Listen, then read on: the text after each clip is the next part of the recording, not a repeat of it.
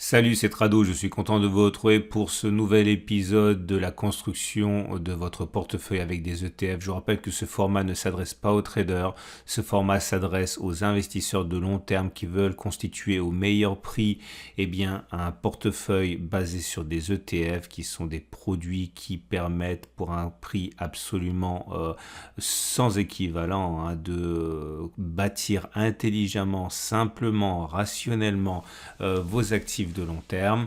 Je vous rappelle que cela repose sur des éléments multiples. Le premier, c'est qu'on a ici une stratégie de type cœur satellite, c'est-à-dire pour les plus novices d'entre vous, on achète quelque chose de central qui va faire le cœur ou le corps en anglais de votre portefeuille.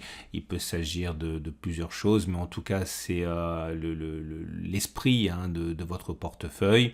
Et ensuite on va compléter avec des poches particulières.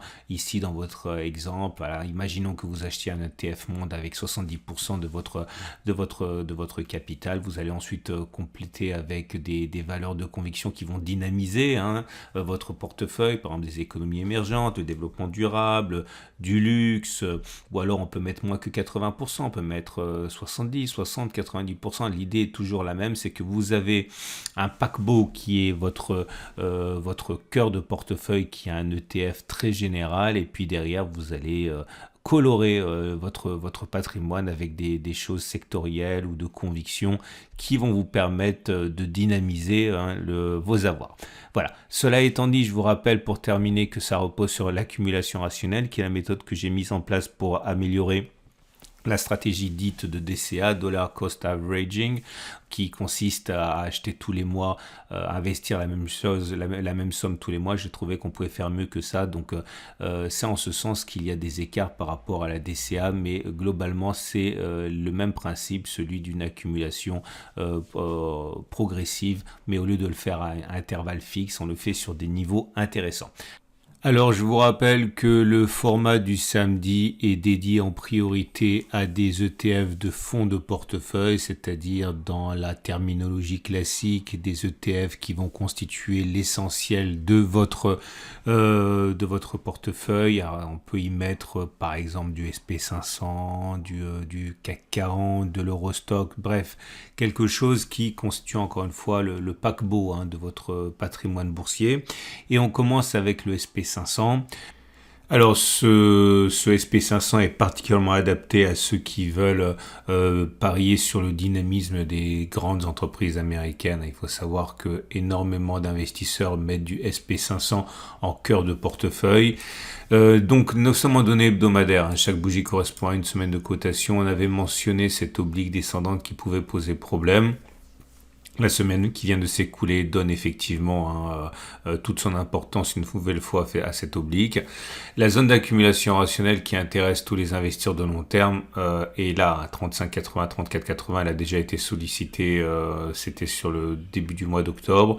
Toujours selon ce processus que l'on verra régulièrement, ancienne résistance qui a été cassée, qui a changé de polarité et qui est devenue support. En attendant, et puisqu'elle est quand même assez éloignée, on a rebondi depuis notre accumulation ici de 17%, donc il faudra encore descendre de 8-9% pour aller la solliciter, c'est loin et c'est pas garanti. Je vais donc descendre sur les données journalières pour avoir une idée un petit peu plus précise de ce qui pourrait servir de zone d'accumulation rationnelle pour ceux qui craindraient de ne pas avoir l'occasion d'accumuler plus tard. Donc je n'ai rien touché là, c'est toujours le même graphe que la semaine dernière. Vous pouvez le voir, on a une zone d'accumulation rationnelle à 39,20, 39,00. Toujours la même logique, ancienne résistance qui a été cassée, qui a changé de polarité, on a rebondi dessus, c'est devenu support, c'est donc zone d'accumulation rationnelle. Et puis, autre zone d'accumulation, si on y va, 37,20, 37,00. Je vous rappelle que l'idée est surtout de ne pas investir en une fois, mais d'investir régulièrement, petit à petit, avec un budget identifié. Je vous invite à regarder les détails de ma méthode d'accumulation rationnelle. Mettez le début de la vidéo, mettez sur pause et lisez le texte. Ça ira beaucoup plus vite que si je le redis à chaque fois. Donc, on n'est pas sur zone d'accumulation rationnelle, mais on est vraiment très très proche. Quand on regarde les bougies Aiki-Nashi, on se dit qu'il n'y a aucune raison pour que la baisse s'arrête maintenant. C'est encore des bougies rouges, il n'y a pas vraiment de signe de retournement pour l'instant. Les tendances données par la M200 et la M50 montrent que c'est baissier. La moyenne mobile à 200 périodes, eh bien, on est en dessous, donc la tendance de long terme est baissière. Par contre, la moyenne mobile à 50 périodes, elle est au-dessus, en dessous et elle monte, donc la tendance de fond est plutôt haussière. Je vais vous montrer ce que vous pouvez vous procurer si vous désirez verser dans le SP500. Donc il y a plein d'ETF SP500, il faut savoir c'est extrêmement populaire. Donc si vous allez sur le sélecteur de Trade Republic, vous tapez simplement 500, vous allez avoir les SP qui vont sortir. Alors là, particulièrement celui de iShares, vous voyez, il s'appelle d'ailleurs Core, hein. Core ça veut dire noyau, donc le TF de iShares c'est BlackRock, hein, c'est le numéro 1 mondial, en accumulation. Vous avez également bien sûr de la Mundi, vous avez également de la distribution pour ceux qui voudraient avoir des revenus, donc également iShares qui le fait, mais vous avez effectivement plein de choix disponibles. On va maintenant passer au Nasdaq. Alors ça, c'est davantage, on va dire, lié à la fois du satellite pour dynamiser ou du cœur. On peut le mettre dans les deux, hein. Beaucoup le mettent dans les deux, et c'est pour profiter donc des valeurs technologiques américaines. Donc vous allez retrouver Apple et compagnie. Donc je vous remonte les données hebdomadaires. Comme vous pouvez le constater, je vais enlever les moyennes mobiles parce qu'on n'a pas besoin pour l'instant. Donc comme on peut le voir, on a connu une baisse absolument terrifiante, hein, depuis les plus hauts. Puisque voilà, si on regarde les niveaux de 2021, on a déjà perdu la bagatelle de... On en est à moins 31% et on vient de moins 37%. Autrement dit, si on considère qu'au bout d'un moment on rattrapera le temps perdu, il faut savoir qu'on a un point d'entrée qui peut être intéressant, surtout qu'on vient flirter cette semaine avec la zone d'accumulation rationnelle du support mensuel 1700, 11400. Pareil, hein, vous découvrez l'origine de cette zone dans le passé. C'est une zone qui a déjà fait ses preuves. Bon, elle a été cassée en tant que résistance, elle a été retestée. Donc c'est une ancienne zone de résistance qui est devenue zone d'accumulation rationnelle comme d'habitude. On peut considérer à peu de choses près qu'on est en zone d'accumulation rationnelle. On le sera également si on descend tout en bas de cette zone où on pourra éventuellement accumuler. Ici on va également chercher le support mensuel des 9000, 9700. Donc c'est vraiment sympa pour ceux qui n'ont pas commencé à accumuler parce qu'il y a des niveaux qui sont assez bon marché, on va dire. Comme vous pouvez le voir ici, bon, ça ne nous apporte pas grand-chose puisque j'ai dit qu'on était déjà sur une zone d'accumulation rationnelle à peu de choses près. Néanmoins, regardez la moyenne mobile à 200 jours. Malheureusement, la tendance de long terme est toujours baissière, on est en dessous de la M200. Si on regarde la tendance de fond, eh bien vous constatez que ça commence tout juste à devenir haussier, hein, en données journalières, donc c'est encourageant, on va dire. Les bougies Ekinashi indiquent que c'est assez mitigé. C'est pas vraiment haussier, hein. C'est une petite bougie là comme ça, verte, mais c'est plutôt de l'indécision, on voit à peine le corps. Ça fait succession à une série de bougies rouges. Bref, il est plausible que l'on n'ait pas fait les plus bas encore parce que le rebond est extrêmement technique. Alors là, c'est également, ce sont des ETF extrêmement répandus, hein, les ETF Nasdaq. Vous tapez Nasdaq sur le sélecteur et vous allez avoir pareil, toujours du Wisdom Tree, de la Mundi, du iShares, bref, vous avez vraiment pléthore. En accumulation pour ceux qui veulent viser le long terme, en distribution pour ceux qui veulent éventuellement des revenus, hein, liés aux dividendes, mais là aussi, hein, vous trouverez tout ce qu'il vous faut. Ce n'est vraiment pas un produit rare. Enfin, avant de continuer, je vous rappelle que ce format est sponsorisé par mon partenaire ETF Trade Republic, un courtier allemand extrêmement reconnu, solide, régulé par la BaFin, hein. C'est comme l'AMF mais réputé encore plus exigeant, hein. C'est l'AMF allemande. 1 million de clients, des milliards sous gestion et puis surtout une politique tarifaire très intéressante pour ma méthode puisque chaque ordre vous coûte 1 euro uniquement, ce qui est parfait pour l'accumulation rationnelle en plusieurs fois. Et je vous invite à découvrir mon partenaire et sa solidité avec le lien juste en dessous de la vidéo. Vous pouvez y aller, c'est un partenaire. Alors on passe à l'Eurostoxx 600. L'Eurostoxx 600 est généralement retenu comme un ETF de noyau, de cœur, de portefeuille. représentant donc comme son nom l'indique les 600 grandes capitalisations européennes. On est en données hebdomadaires ici, comme vous pouvez le constater, le passage de l'oblique descendante a libéré un potentiel haussier. On est malheureusement très loin d'une zone d'accumulation rationnelle, la zone d'accumulation rationnelle qui est dans l'œil de tous les accumulateurs sur un retour sur le support mensuel des 300, 400, 390. La progression depuis la création de ce support s'établit à 17% et il faudrait descendre significativement pour aller le chercher. Autant chercher des points d'entrée plus proches, même s'ils sont moins attirants. On a parlé, là pareil, hein, je n'ai pas modifié du tout les zones d'accumulation rationnelle depuis la semaine dernière, vous pouvez le voir, on est sur une zone d'accumulation rationnelle, du moins on y était encore jeudi, on a rebondi dessus. C'est la zone de congestion ici qui a bloqué les cours pendant 3 jours avant d'être cassée, elle a été retestée classiquement, elle a été retestée encore cette semaine. C'est la zone d'accumulation rationnelle la plus proche, 426, 436. La suivante serait à 408, 418. On a la bougie, on a la moyenne mobile à 200 jours qui indique que la tendance de long terme est maintenant favorable. Et la tendance de fond également, puisqu'on est au-dessus de la M50 qui monte. Attention à un croisement éventuel M50-M200 dont on sait qu'il est généralement annonciateur de grandes impulsions haussières. Les bougies Aiki Nashi montrent que le retournement est en cours, mais c'est pas encore haussier pour autant, comme vous pouvez le constater, hein, c'est une petite bougie d'indécision pour l'instant. Donc on est sur zone d'accumulation rationnelle. Et si vous préférez une version un peu resserrée de l'Eurostoxx, l'Eurostoxx 50 peut vous satisfaire, hein, donc les 50 plus grandes capitalisations. Là aussi, la progression depuis les plus bas à la zone d'accumulation rationnelle des 32,40, 34,50 est impressionnante. On est vraiment en avance en ce sens sur les Américains puisque depuis le 13 octobre, donc on parle de 2 mois, hein, la progression a été de plus de 20% depuis la zone d'accumulation rationnelle. Chercher la zone d'accumulation rationnelle revient à chercher en fait la précédente grande résistance qui a été cassée, qui a changé de polarité, qui est devenue support et vous voyez, c'est toujours la même chose avec un bonus pour l'Eurostoxx 50, c'est que le croisement M50-M200 a eu lieu avec, regardez si je remonte un petit peu dans le temps, la dernière fois que ça s'est produit c'était ici. Alors ça, il y a eu du retard à l'allumage puisque par rapport au croisement M50-M200, la croix dorée qui a eu lieu le 3 septembre, on a d'abord commencé par baisser de 11%, sans pourtant croiser à la baisse avant de finalement augmenter et finir voilà, plus de 30-40% au-dessus. La fois d'avant, c'était ici avec une hausse plus modeste, mais voilà pourquoi c'est intéressant de suivre ces M50, M200. Et ceux qui parient sur une plongée de l'Eurostoxx 50 doivent savoir qu'ils ne sont pas dans le sens des statistiques. Hein. Ou du moins, je ne parle pas d'une baisse mesurée, je parle d'une baisse importante qui nous amènerait à faire des plus bas.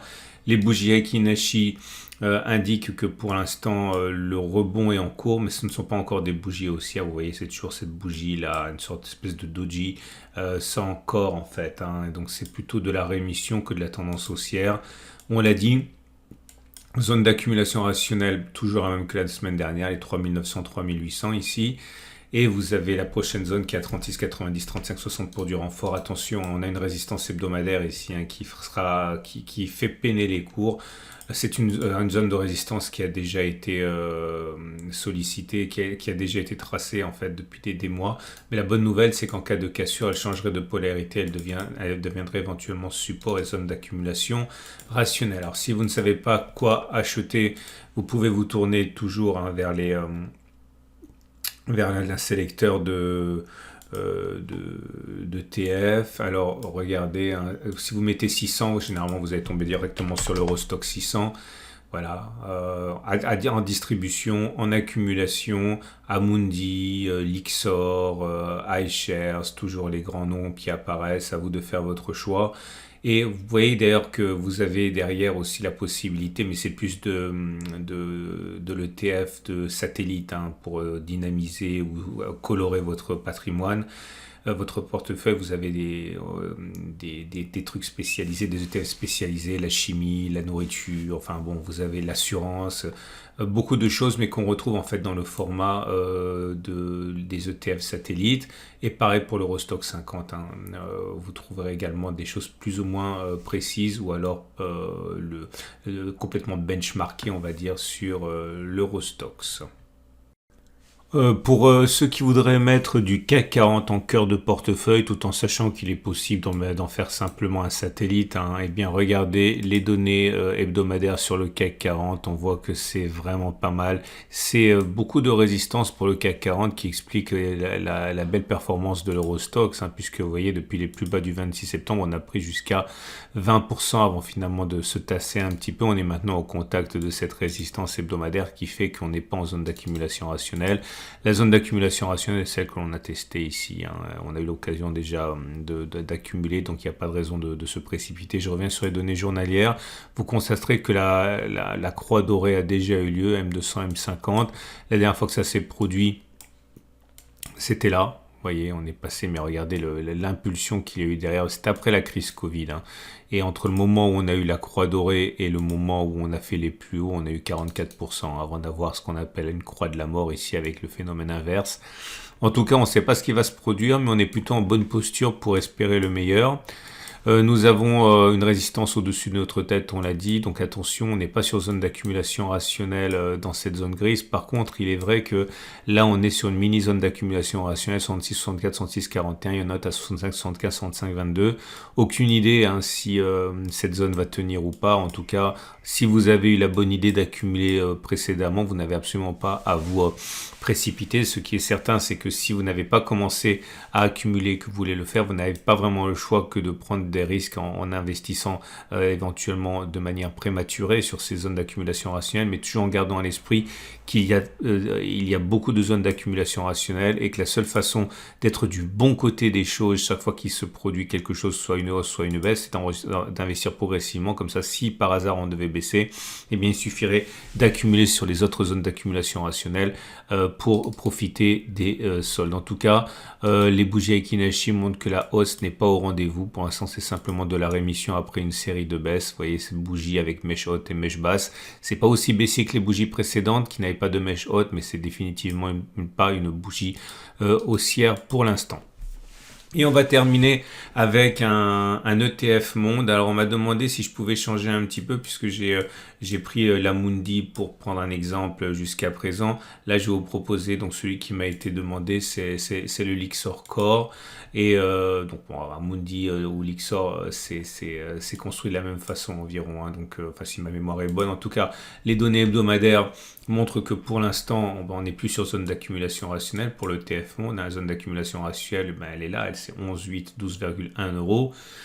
Bon, aucune raison d'espérer qu'on y retournera. En tout cas, si vous l'avez déjà exploité, c'était sur la période de juin, et bien tant mieux pour vous, hein. Elle est née en mai, cette zone d'accumulation rationnelle. Je vous montre les données journalières. Donc j'ai dit on n'est pas sur une zone d'accumulation rationnelle très importante, mais on a quand même quelque chose ici qui pourrait éventuellement satisfaire les plus pressés. Vous voyez, ici vous avez une zone d'accumulation rationnelle. Elles sont visibles de tous ceux qui ont un petit peu d'expérience, c'est pour ça qu'on rebondit dessus, hein. Donc retenez la zone des à peu près 13 euros. 13 à 12,8. Bon, en faisant simple, la zone des 12-13 euros, c'est une zone d'accumulation rationnelle mineure. C'est mieux que rien, on va dire. Et puis il y en a d'autres, hein, on ne les a pas sollicités, mais si on devait chercher cette zone ici, on peut considérer que ce soit également une zone d'accumulation rationnelle. Pour ceux qui n'ont pas eu encore une fois l'occasion d'accumuler préalablement, hein, sur la zone grise, donc on va lui affecter une zone de prix quand même 12,5, 12. Voilà, c'est notre prochaine zone d'accumulation rationnelle si la suivante devait lâcher. Vous remarquerez que la tendance n'est pas la même, hein, puisque là vous êtes sur une tendance de long terme qui est baissière, une tendance de fond qui est haussière, des bougies Aiki qui sont également en signe de rémission avec bougies avec mèche haute et mèche basse, mais c'est pas haussier pour autant. Voilà, on a fait le tour. Je vous rappelle que le format satellite, pour l'instant j'en reste à une fois toutes les 3 semaines, toutes les 2-3 semaines. J'ai eu des encouragements à passer à une cadence un petit peu plus élevée pour le format satellite, mais pas autant que pour le format cœur que vous avez sous les yeux. N'hésitez pas à me dire si je me trompe et si vous voulez plus d'analyse également pour les satellites. N'hésitez pas non plus à visiter, à regarder les précédentes vidéos sur justement les ETF satellites, parce que les zones ne changent pas, elles sont là, elles sont valables des mois et des mois. Ça se trouve, on est même revenu hein, sur ces zones. Donc voilà, si vous êtes intéressé par mettre du développement durable, de la crypto, de la blockchain, du luxe, de l'hydrogène, de la sécurité informatique, de la Chine, de l'Inde, etc. Bref, regardez mes précédentes vidéos ETF satellites. Vous pouvez les voir d'ailleurs par transparence là à la fin de la vidéo. N'hésitez pas non plus à utiliser le sélecteur d'ETF hein, pour trouver tout simplement ce qui vous intéresse. Hein. Même si vous ne connaissez pas le nom, vous mettez généralement des mots-clés et puis par intelligence artificielle, on vous proposera des choses. Donc n'hésitez pas, vous avez le lien en dessous de la vidéo pour découvrir les produits de mon partenaire ETF Trade Republic hein, et également son sélecteur d'ETF. N'hésitez pas à cliquer, c'est un sponsor, donc forcément c'est bon pour moi. Excellente journée, pensez à vous abonner au format si vous aimez ça pour ne pas louper les mises à jour.